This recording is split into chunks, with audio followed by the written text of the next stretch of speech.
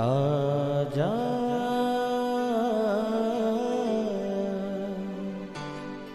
प्रभु यीशु के दर आजा,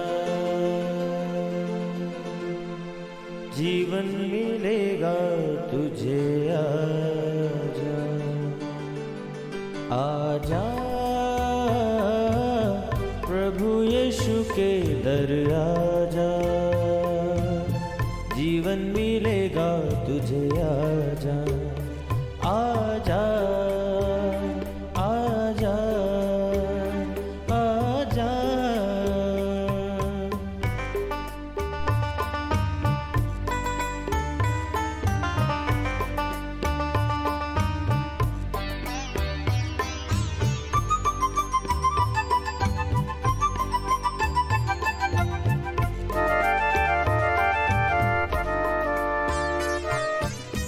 दिल पे जो तेरे बड़ा बोझ है, सारी उम्र का एक रोग है।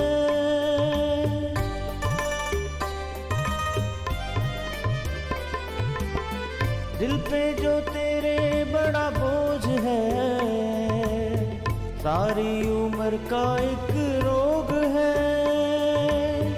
क्यों नहीं आता यीशु पास तू, ताकि न रहे फिर उदास तू।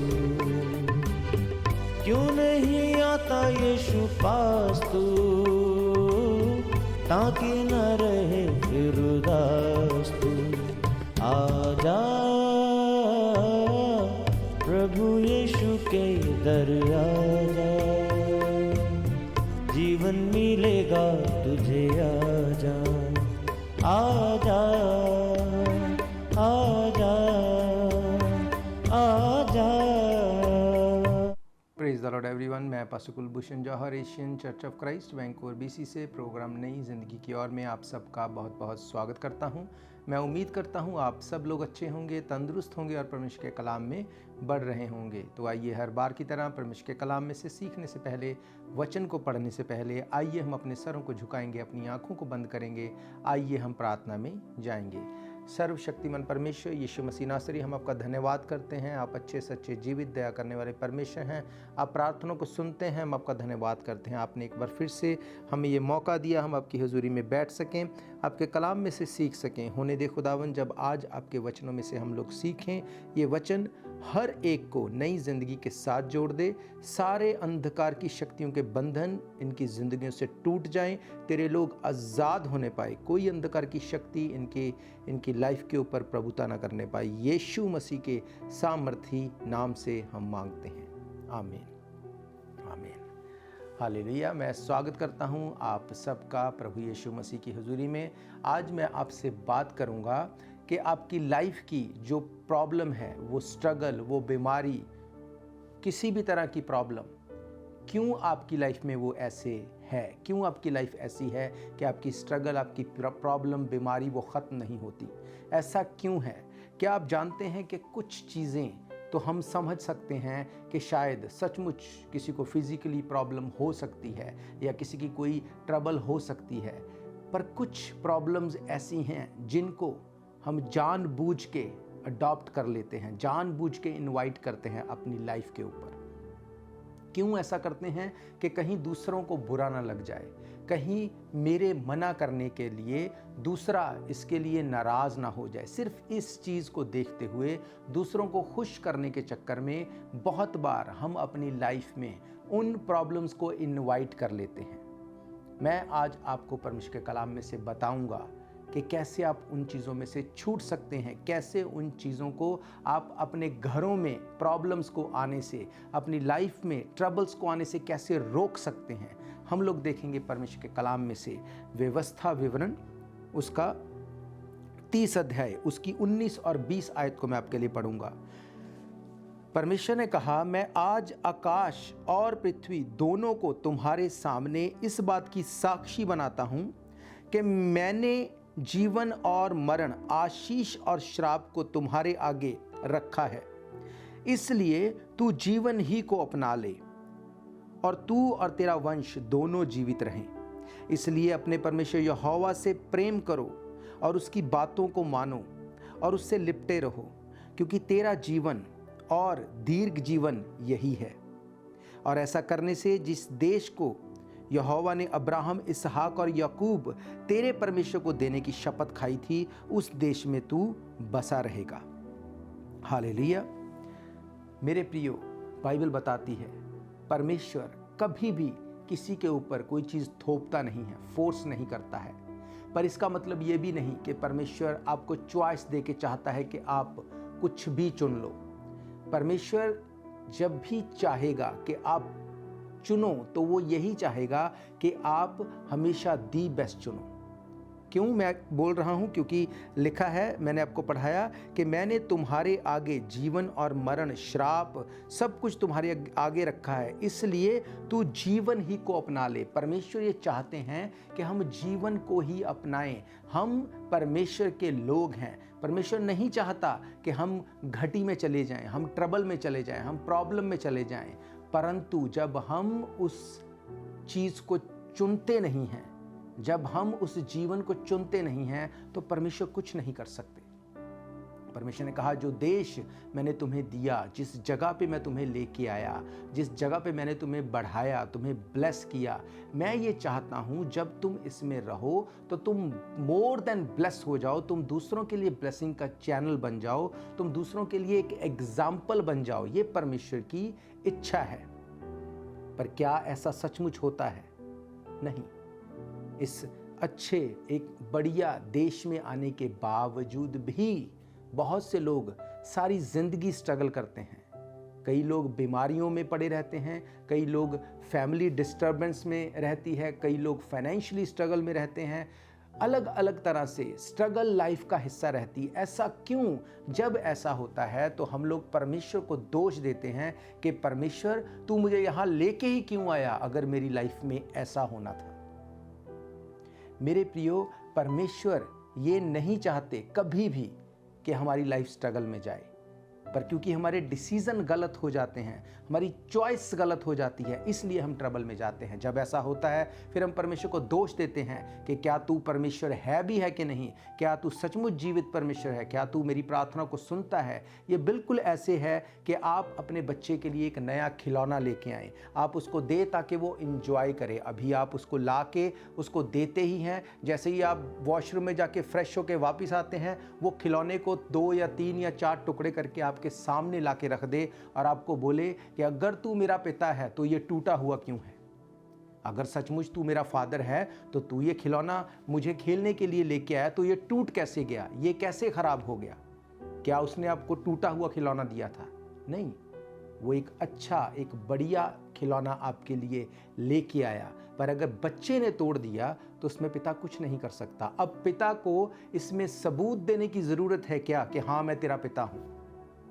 नहीं, वो उसका पिता है इसीलिए उसके लिए लेके आया। पर क्योंकि उस बच्चे का डिसीजन सही नहीं रहा, उसने उसको तोड़ देना ज़्यादा अच्छा समझा, बजाय इसके कि उसके साथ एंजॉय करे, खेले, लाइफ में ईजी तरह से रहे। उसने उस चीज़ को नहीं चुना। बाप की ये इच्छा नहीं थी, पर उस बच्चे ने इस चीज़ को चुना।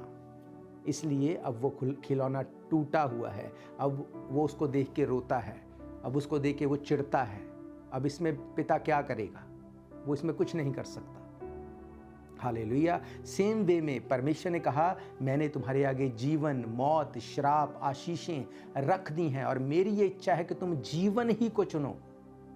किस चीज़ को चुनते हैं आप? हम लोग रुकेंगे एक ब्रेक के लिए। ब्रेक के बाद हम परमेश्वर के कलाम में से सीखेंगे। बुझने न देना तुम मशलों को कभी, बेदार रहना हरदम, यीशु आने वाला है। बेदार रहना हरदम, यीशु आने वाला है। शम्मे जलाए रखना, यीशु आने वाला है।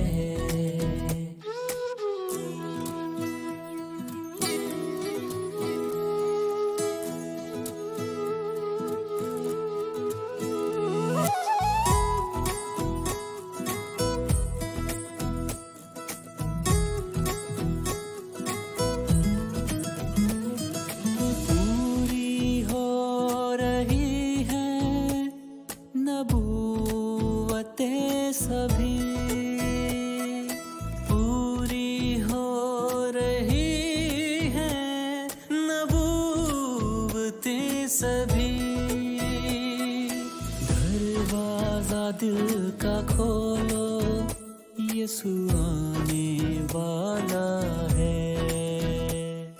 दरवाजा दिल का खोलो, यीशु आने वाला है। शम्मे जलाए रखना, यीशु आने वाला है।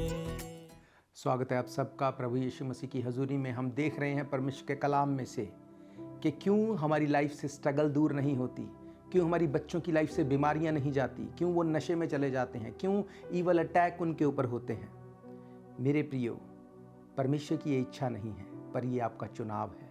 हम लोग देखेंगे परमेश्वर के कलाम में से व्यवस्था विवरण 18वां अध्याय उसकी 9 आयत से मैं आपके लिए पढ़ूंगा। लिखा है, जब तू उस देश में पहुंचे जो तेरा परमेश्वर यहोवा तुझे देता है, तब वहां की जातियों के अनुसार घिनौने काम ना सीखना। तुझ में से कोई ऐसा ना हो जो अपने बेटे या बेटी को आग में होम करके चढ़ाने वाला, या भावी कहलाने वाला, या शुभ अशुभ मुहूर्तों का मानने वाला, या टोना या तांत्रिक, या बाजीगर, या ओछों से पूछने वाला, या भूत साधने वाला, या भूतों का जगाने वाला हो, क्योंकि जितने ऐसे ऐसे काम करते हैं वे सब यहोवा के सम्मुख घृणित हैं। और इन्हीं घृणित कामों के कारण तेरा परमेश्वर यहोवा उनको तेरे सामने से निकालने पर है।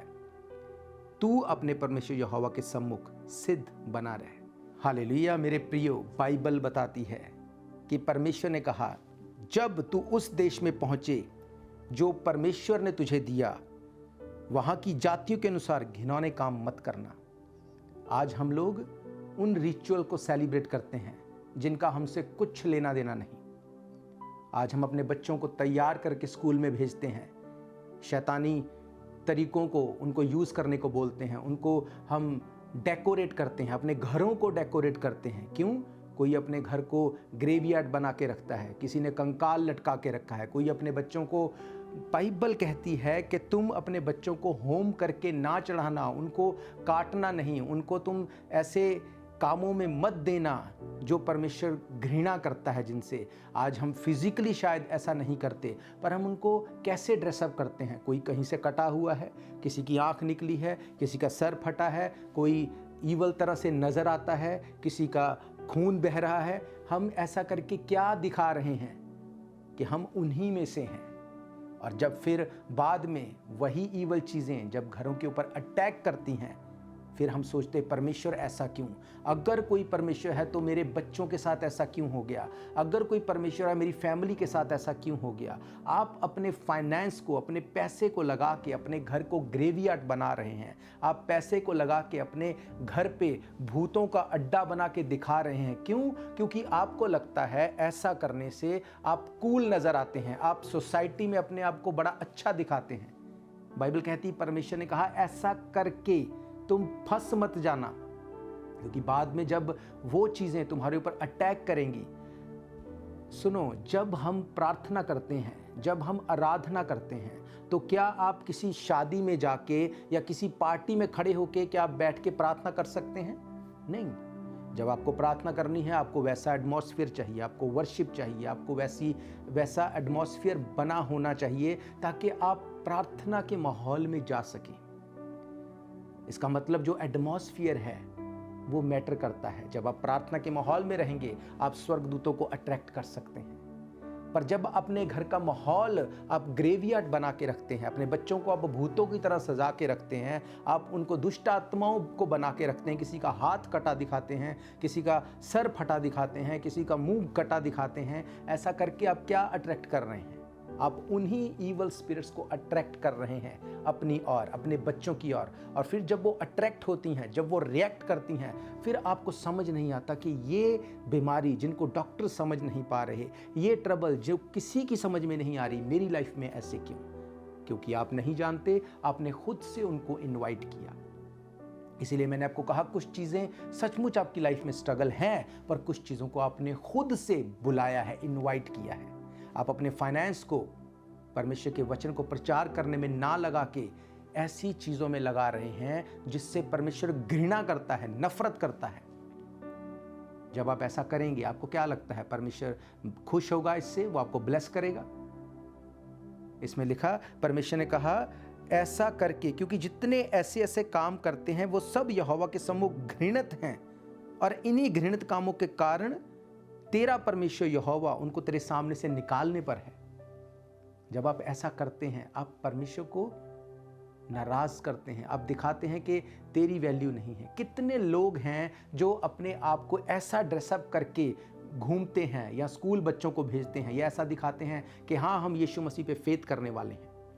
कितने लोग हैं, आप जब संडे को जाते हैं, आप अपनी बाइबल को अपने हाथ में लेके निकलते हैं घर से ताकि दूसरे लोग देख सके। कितने लोग हैं जो प्रचार करते हैं दूसरे लोगों को, जो रास्ते में मिलता है कि हाँ हम यीशु मसीह के लोग हैं। नो, शर्म आती है लोगों को कि लोग क्या बोलेंगे, कि ये कैसे लोग हैं, लोग क्या बोलेंगे कि ये तो पता नहीं कैसी बातें कर रहे हैं, इस युग में पता नहीं कैसी बातें कर रहे हैं। पर वही लोग, उनको इसमें कोई शर्म नहीं आती कि बच्चों को ऐसे ड्रेसअप करके या खुद ऐसे ड्रेसअप हो के घरों को ग्रेवयार्ड में बदल के वो दूसरों को ये दिखा रहे हैं कि देखो हम लोग ऐसी चीज़ों के ऊपर बिलीव करते हैं। हालेलुया। एक और आयत को मैं आपके लिए पढ़ूंगा, निर्गमन 15 अध्याय उसकी 26 आयत लिखा है, यदि तो अपने परमेश्वर यहोवा का वचन तन मन से सुने और जो उसकी दृष्टि में ठीक है वही करे, और उसकी आज्ञाओं पर कान लगाए और उसकी सब विधियों को माने, तो जितने रोग मैंने मिस्रियों पर भेजे उनमें से एक भी तुझ पर नहीं भेजूंगा, क्योंकि मैं तुम्हारा चंगा करने वाला परमेश्वर हूं। बाइबल कहती है अगर तू मेरे वचन को तन मन से माने, तब मैं एक भी रोग को जो मिस्रियों के ऊपर भेजा तेरे ऊपर नहीं भेजूंगा। इसका मतलब अगर आप नहीं मानते तो फिर वो रोग भी अलाउ करेगा। फिर आप बोलेंगे कि परमेश्वर मुझे हील कर दे, वो नहीं सुनेगा। उसने कहा मेरा कान बहरा नहीं हो गया, मेरा हाथ छोटा नहीं हो गया कि तुम्हें छुड़ा ना सके या तुम्हारी प्रार्थना को सुन ना सके, पर तुम्हारे अधर्म के कामों के कारण मैंने अपना मुंह तुमसे ऐसा फेर लिया है कि मैं तुम्हारी प्रार्थना का उत्तर नहीं देता। हालेलुया। हमें लगता है कि दैट्स ओके, लोग क्या सोचेंगे, लोग हमारे बारे में क्या बोलेंगे, किसी को बुरा लग जाएगा। आपको लोगों की फिक्र है, आपको परमेश्वर की फिक्र नहीं। यही बात शाऊल ने बोली थी शमूएल को कि मैंने गलती तो की, पर तू लोगों को बताना मत, तू मेरे साथ इसी तरह से चलना। हालेलुया। हम लोग रुकेंगे एक ब्रेक के लिए, ब्रेक के बाद हम परमेश्वर के कलाम में से सीखेंगे।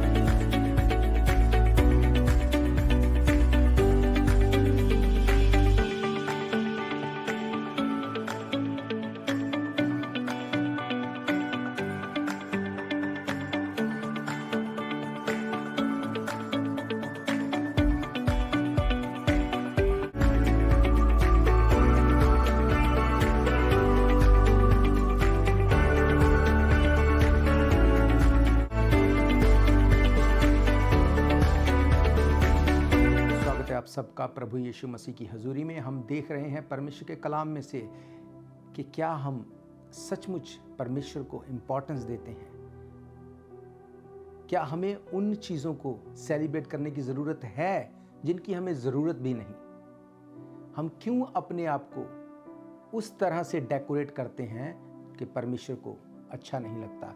बाइबल बताती है, मैंने आपको पढ़ाया, परमेश्वर ने कहा यदि तो अपने परमेश्वर यहोवा का वचन तन मन से सुने, उसकी दृष्टि में जो ठीक है वही करे, और उसकी आज्ञाओं पर कान लगाए और उसकी सब विधियों को माने, तो जितने रोग मैंने मिस्रियों पर भेजे उनमें से एक भी तुझ पर नहीं भेजूंगा।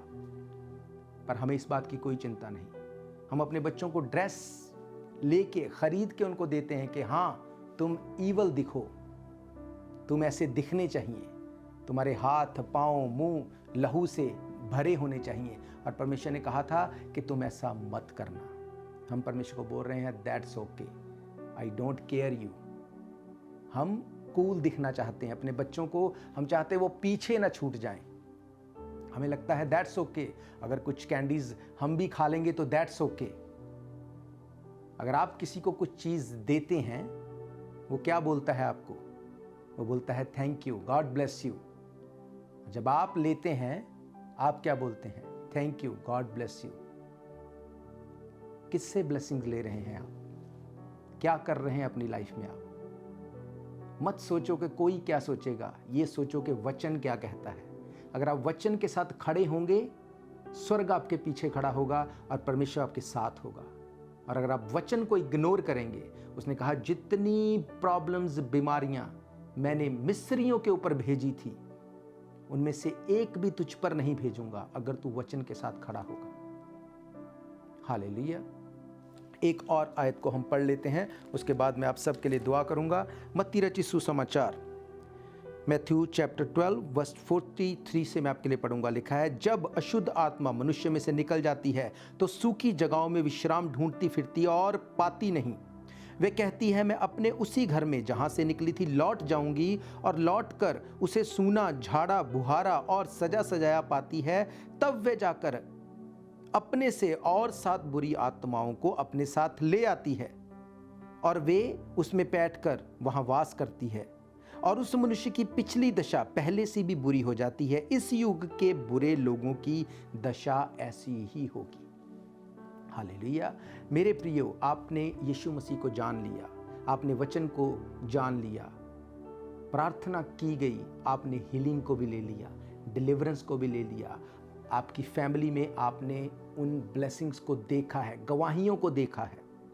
अब इसके बाद आप फिर से उन्हीं रिचुअल्स में चले जाते हैं। आप अपने बच्चों को अपने आप को ड्रेसअप करके दिखाते हैं कि वी आर ईवल, हम शैतान हैं। अपने घरों को ग्रेवयार्ड बना के दिखाते हैं। आप क्या, कौन सा माहौल, आप कौन सा एटमॉस्फेयर क्रिएट कर रहे हैं? क्या उसमें आप चाहते हैं, आपको लगता है पवित्र आत्मा आके वास करेगा? नहीं, उसमें दुष्ट आत्मा ही वास करेगा। जब फिर वो अटैक होगा, बाइबल कहती जब दुष्ट आत्मा चली जाती है तो वो फिर से आके देखती है कि क्या मैं अपने घर में चली जाऊंगी। उसने कहा वो यही सोचती है, मैं अपने घर में चली जाऊंगी। वो उसको आसानी से छोड़ने को तैयार नहीं। अभी तो आपने पूरी तरह से डिलीवरेंस को लिया भी नहीं और आप फिर से उनको इन्वॉल्व करते हैं। बाइबल कहती है वो अपने से 7 और बुरी दुष्ट आत्माओं को लेके आएगी और उसके बाद उस व्यक्ति की दशा पहले से भी बुरी हो जाएगी। मैं आपको डरा नहीं रहा हूं, मैं आपको वचन बता रहा हूं। जो वचन में लिखा है, मैंने एक भी बात अपनी ओर से नहीं कही, मैं आपको वही बता रहा हूं जो वचन में लिखा है। अगर आपको लगता है कि मैंने आपको कुछ बताया जो वचन में नहीं है, आप बाइबल पढ़ सकते हैं, मैंने आपको रेफरेंसेस दिए हैं। हालेलुया। परमेश्वर ने कहा मैंने तेरे आगे जीवन और मौत, श्राप और आशीषें रख दी हैं और मेरी ये इच्छा है कि तू आशीष ही को चुन, पर वो फोर्स नहीं करेगा। अगर आपको लगता है नहीं नहीं नहीं, मेरे बच्चों के फ्रेंड्स नाराज हो जाएंगे, हमारे पड़ोसी क्या सोचेंगे, हमारा पूरा एवेन्यू जो है वो ग्रेवयार्ड में बदल चुका है, सिर्फ हमारा ही घर रह जाएगा, लोग क्या कहेंगे, अगर आप ऐसा सोचते हैं तो परमेश्वर फोर्स नहीं करेगा। पर जब आप अपने घर को ग्रेवयार्ड बनाते हैं तो क्या एक्सपेक्ट करते हैं, उसमें कौन आएगा? पवित्र आत्मा आएगा? नहीं। बाइबल कहती है जितने रोग मैंने मिस्रियों पे भेजे, मैं नहीं चाहता एक भी तुम्हारे ऊपर आए। पर अगर आप चाहते हैं तो परमेश्वर इसमें कुछ नहीं कर सकता। मैंने आपको बताया अगर बाप एक बच्चे के लिए खिलौना लेके आए तो वो क्या एक्सपेक्ट करता है, बच्चा खुश हो, उसके साथ खेले, इंजॉय करे।